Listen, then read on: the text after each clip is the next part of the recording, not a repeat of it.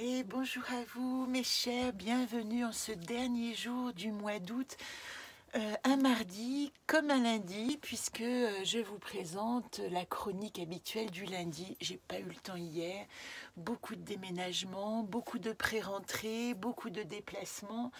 Et me voici aujourd'hui un petit peu décalé, mais avec tous les projets à vous présenter rapidement. Sachez déjà que nous avons rendez-vous demain pour le tirage associé aux archétypes des déesses que je vous expliquerai, comme j'ai décidé de le faire chaque premier du mois, pour vous donner des pistes de tirage avec les anacartes. Et ça, ces pistes de tirage, je vais vous en parler si vous restez un petit peu patient, parce que j'ai vraiment l'information à vous passer de la nouvelle communication, on va dire, à travers les cartes, et de votre possibilité de devenir totalement autonome avec ce petit compagnon de conscience, voire à l'apprendre et à pouvoir le partager à votre tour. Alors, la première nouvelle, vous savez que nous sommes cette semaine rentrés dans le soleil en Vierge, que beaucoup de planètes sont aspectées en Vierge, et Mercure également en Balance nous parle d'harmonie relationnelle. Donc, si je peux, on verra ce que nous disent les cartes, puisque je vais vous faire le tirage avec l'anaconde Flore.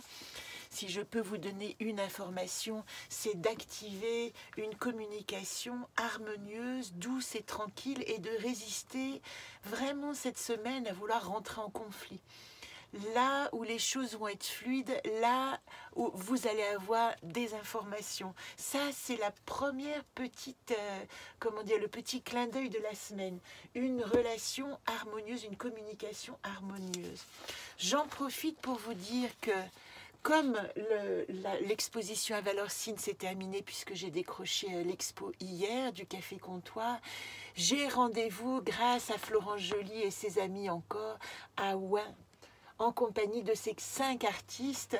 Nous serons 5, 1, 2, 3, 4, 5, 6, nous serons 6, où je vous présenterai les originaux de l'anaconde, mais aussi des versions comme ça, encadrées. Ça c'est juste un essai, mais elles seront encadrées.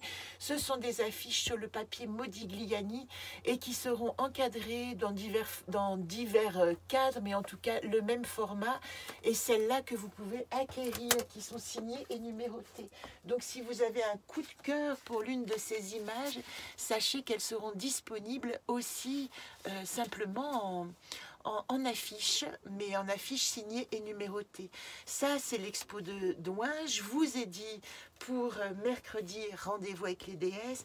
Et ici, pour celles qui me suivent, pour celles qui me sont fidèles, ou en tout cas qui ont du plaisir à me rejoindre, il y a la préparation de l'agenda Solune, relié donc aux 13 mers originelles, et au jeu Solune.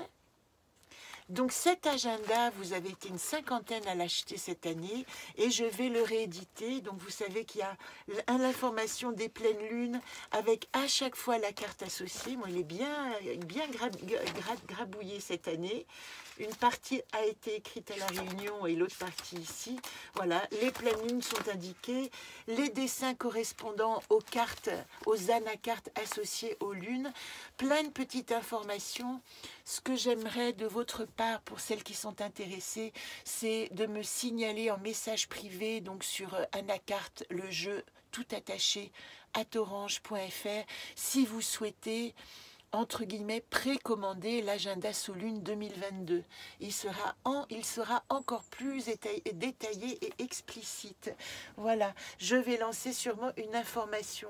L'information de base, c'est que je suis en train de refondre entièrement mes moyens de communication, Instagram, Facebook, etc. Et j'ai pour ça 2 compagnons de cordée qui m'ont rejoint, que je salue, Digital Council. Je salue Thibaut et Chloé, qui vont m'aider à faire la refonte des communications et à permettre de vous présenter une information beaucoup plus claire, beaucoup plus succincte et destinée à votre autonomie. Qu'est-ce que ça veut dire ?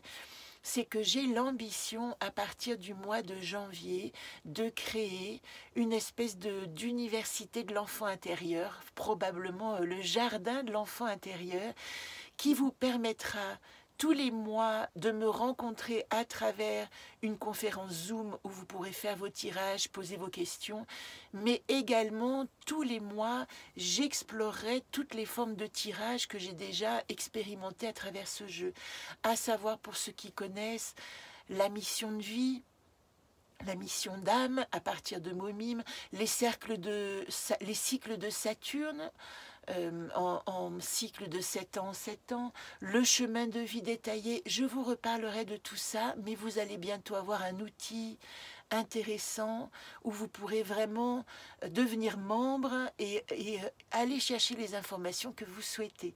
Je vous tiens au courant parce que ça commence tout juste et qu'on a hier décidé de s'associer pour cette nouvelle communication.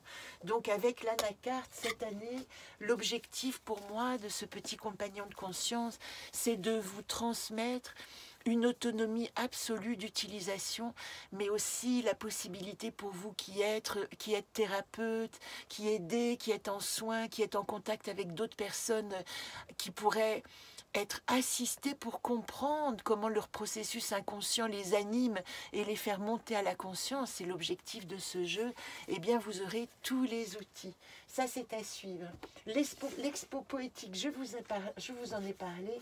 Et je vous donne aussi, puisque nous sommes en fin de mois, je vous donne aussi ce petit truc. Je salue mon ami Candy Ming qui m'a offert ce dessin et ce petit carnet.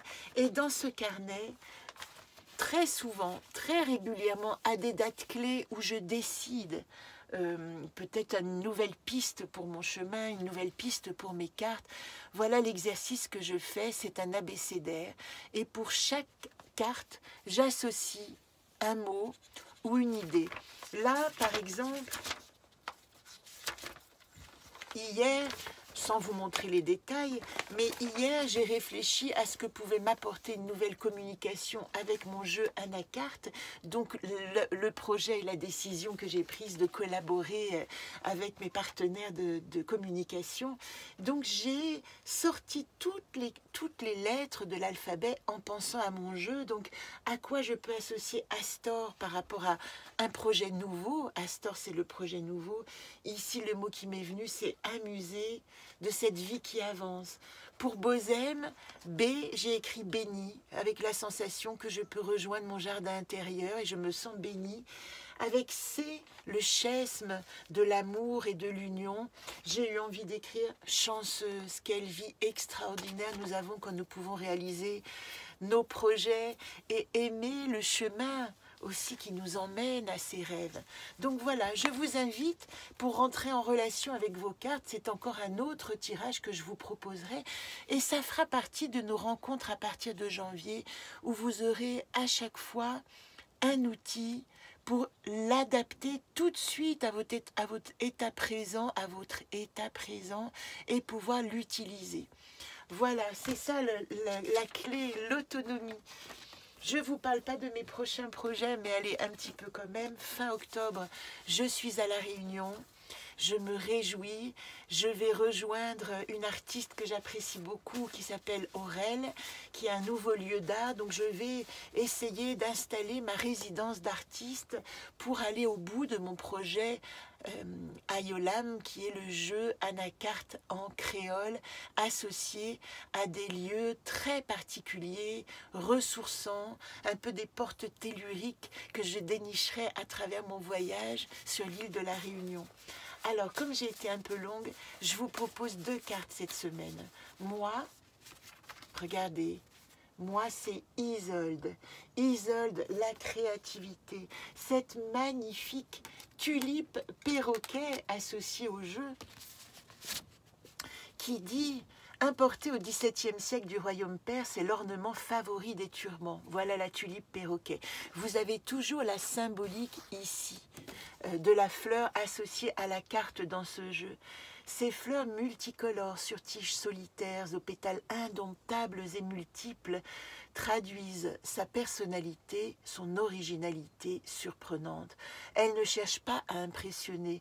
Cependant, Sa fantaisie invite au renouveau, à la fertilité comme une image du paradis sur terre et de la vie éternelle. Voilà comment vous pouvez vous penser cette semaine, et même, je dirais avec l'imagination de Isolde depuis hier, c'est-à-dire vous pensez comme une capacité à créer votre propre paradis sur terre à partir de vos images positives intérieures.